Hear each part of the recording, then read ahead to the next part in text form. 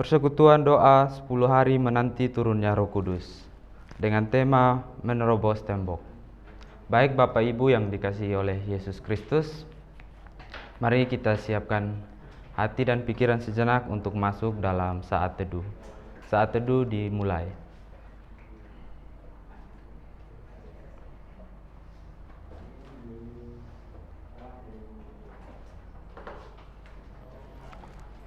Saat teduh selesai. Baik Bapak Ibu, mari kita bersama-sama menyanyikan lagu dari Kidung Jemaat 18, baitnya yang pertama dan yang ketiga. Allah hadir bagi kita.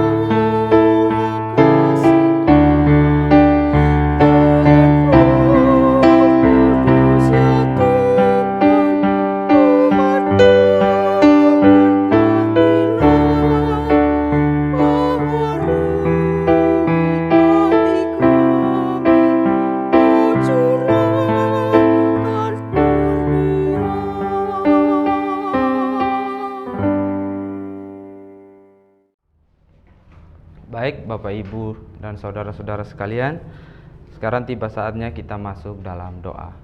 Mari kita berdoa. Segala puji dan syukur kami naikkan kehadirat-Mu ya Bapa, atas kasih setia, penyertaan dan perlindungan-Mu dalam kehidupan kami sehari-hari. Ya Bapa, dalam kerajaan surga, sebentar lagi Bapa kami akan mendengarkan firman-Mu, kiranya Engkau menyertai, memberkati proses ibadah kami kali ini agar dapat berjalan dengan hikmat dan seturut dengan apa yang Tuhan kehendaki. Berkati juga hamba-Mu ini ya Bapa dalam menyampaikan firman, agar apa yang disampaikan tidak melenceng jauh dari apa yang menjadi maksud dan tujuan-Mu. Hanya ini doa dan permohonan kami ya Bapa, dalam nama Tuhan Yesus Kristus kami sudah berdoa kepada Bapa di surga. Amin. Baik Bapak, Ibu, dan saudara-saudara sekalian, mari kita bersama-sama menyanyikan lagu dari Kidung Jemaat 280, baitnya yang pertama sampai yang ketiga. Aku percaya.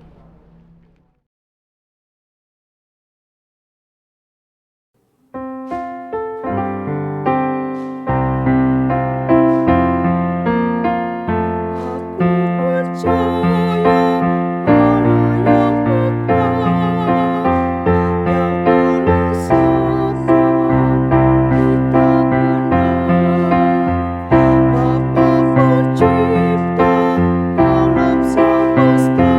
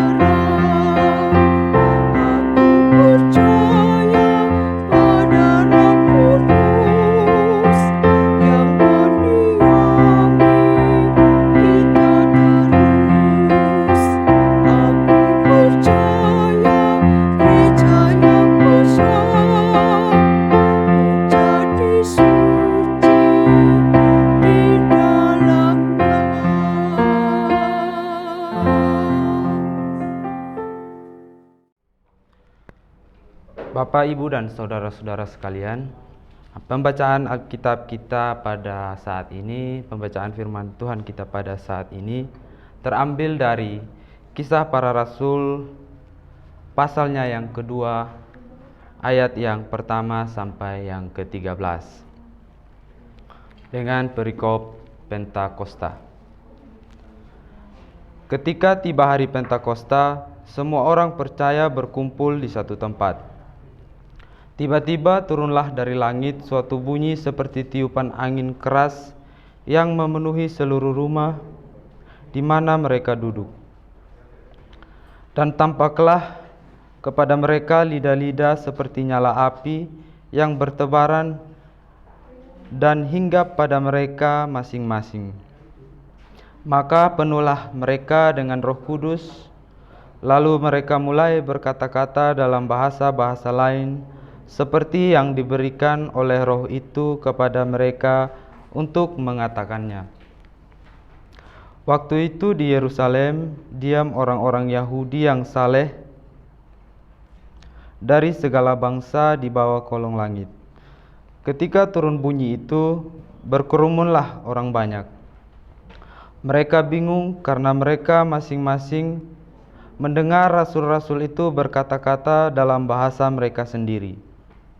Mereka semua tercengang-cengang dan heran lalu berkata, "Bukankah mereka semua yang berkata-kata itu orang Galilea?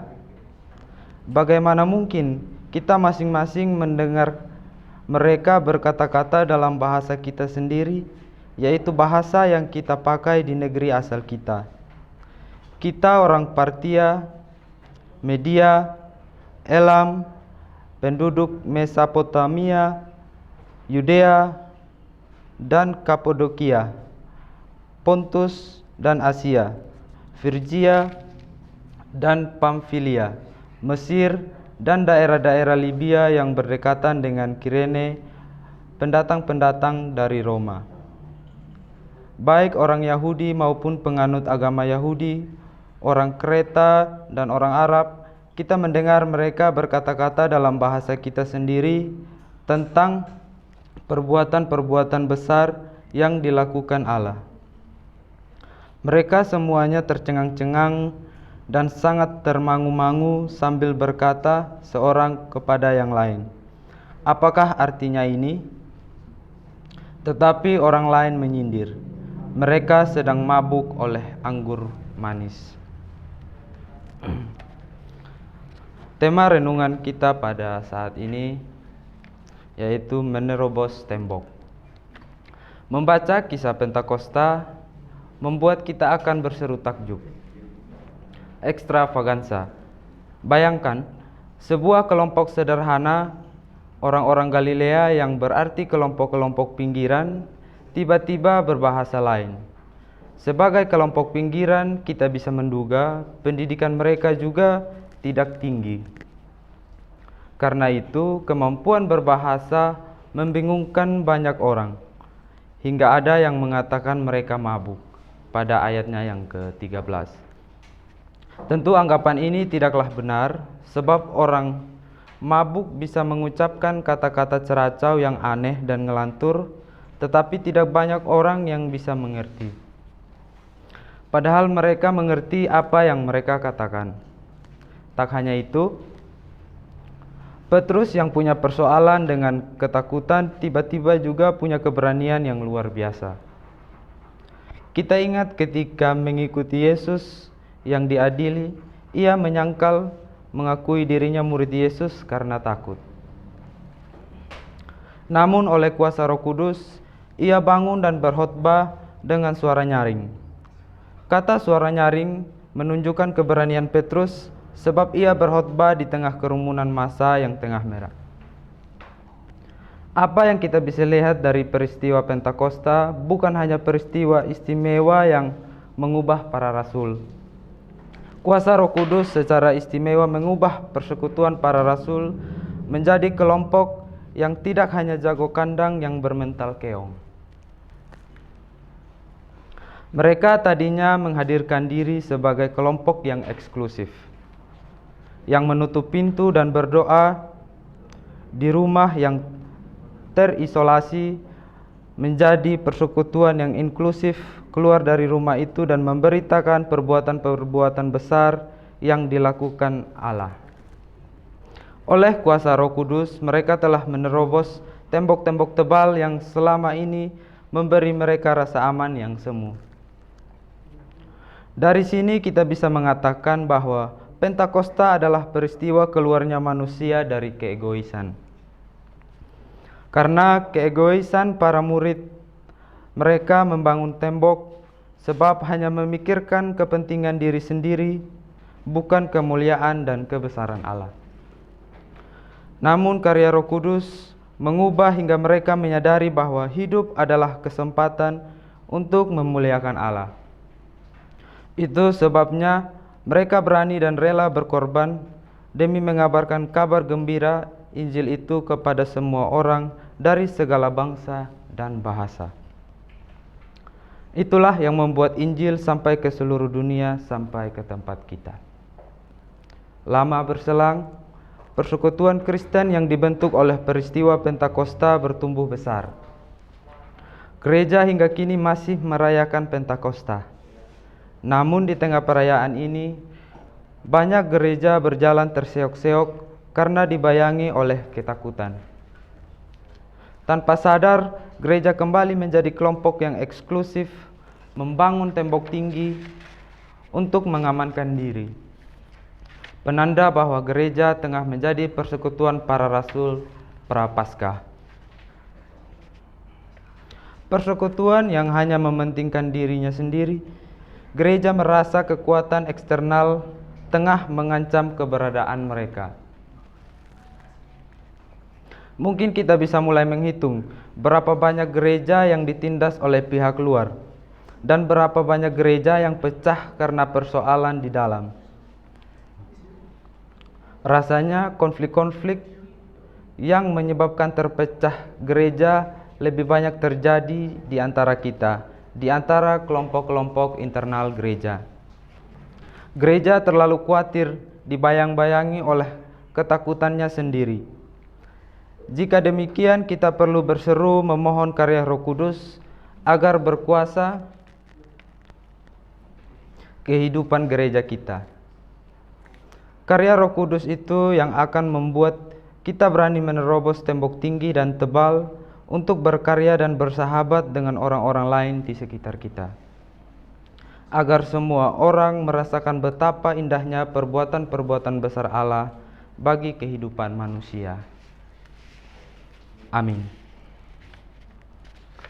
Baik, Bapak Ibu yang dikasihi oleh Tuhan kita Yesus Kristus, mari kita bersama-sama menyanyikan lagu dari NKB 213, baitnya yang pertama sampai baitnya yang kedua. Kita sudah ditebus olehnya.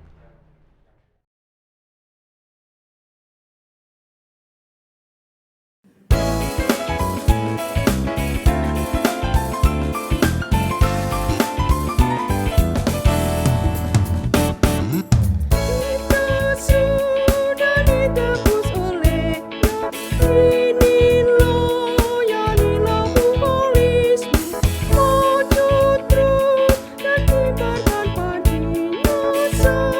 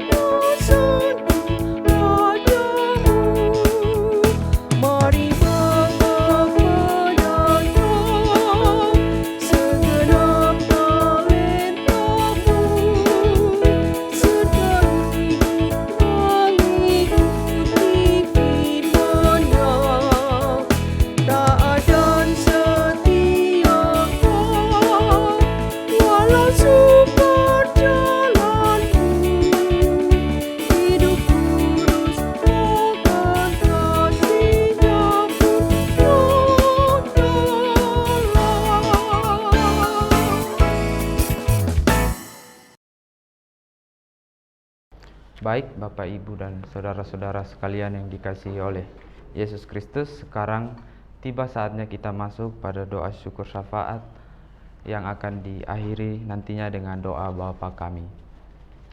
Mari kita berdoa.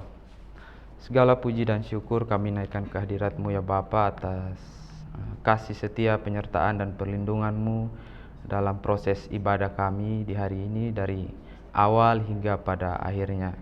Bapa, kiranya apa yang telah kami dengar nantinya dapat menjadi pedoman hidup bagi kami menjalani kehidupan kami selanjutnya. Ya Bapa dalam kerajaan surga, pada saat ini juga kami menaikkan doa kami untuk bangsa dan negara kami saat ini yang sedang dalam proses penanganan COVID-19. Bapa, kiranya Engkau senantiasa memberkati pemerintah dalam segala upaya yang tengah dikerjakan, baik itu dalam proses vaksinasi dan pelarangan mudik. Ya Bapa dalam kerajaan surga, biarlah apa yang telah direncanakan oleh pemerintah kami dapat berjalan dengan lancar. Tidak lupa kami mau mendoakan untuk setiap pemimpin di daerah di negara kami, dari yang tertinggi hingga yang terendah. Kiranya Tuhan senantiasa memberikan mereka semangat sukacita dalam menjalani segala tugas dan tanggung jawab. Ya Bapa dalam kerajaan surga, pada saat ini juga kami mau menaikkan doa kami untuk gereja kami, terkhususnya GKJ Salatiga Timur. Kiranya Tuhan mau memberkati segala kegiatan-kegiatan yang tengah direncanakan, memberkati setiap ibadah-ibadah yang akan dilaksanakan, agar semua yang direncanakan dapat berjalan seturut dengan apa yang Engkau kehendaki. Ya Bapa dalam kerajaan surga, kami berdoa juga untuk Bapak Pendeta kami, yaitu Bapak Pendeta Sri Bangun. Kiranya Bapa memberkati setiap pelayanannya, agar semua yang dikerjakannya dapat berjalan dengan baik. Tuhan memberkati juga keluarga dari Bapak Pendeta, agar senantiasa diberikan kesehatan dan sukacita yang berasal daripada-Mu. Ya Bapa dalam kerajaan surga, pada saat ini kami akan mau menaikkan doa yang telah Engkau ajarkan kepada kami, yaitu doa Bapa kami. Bapa kami yang di surga, dikuduskanlah nama-Mu, datanglah kerajaan-Mu, jadilah kehendak-Mu di bumi seperti di surga. Berikanlah kami pada hari ini makanan kami yang secukupnya, dan ampunilah kami akan kesalahan kami, seperti kami juga mengampuni orang yang bersalah kepada kami. Dan janganlah membawa kami ke dalam pencobaan, tetapi lepaskanlah kami daripada yang jahat, karena Engkaulah yang mempunyai kerajaan dan kuasa dan kemuliaan sampai selama-lamanya. Amin. Baik, Bapak, Ibu, dan saudara-saudara sekalian, kita telah masuk pada penghujung ibadah kita. Untuk itu, dengan menutup ibadah kita, mari kita bersama-sama menyanyikan lagu dari PKJ 177, baitnya yang pertama sampai baitnya yang ketiga. Aku Tuhan semesta.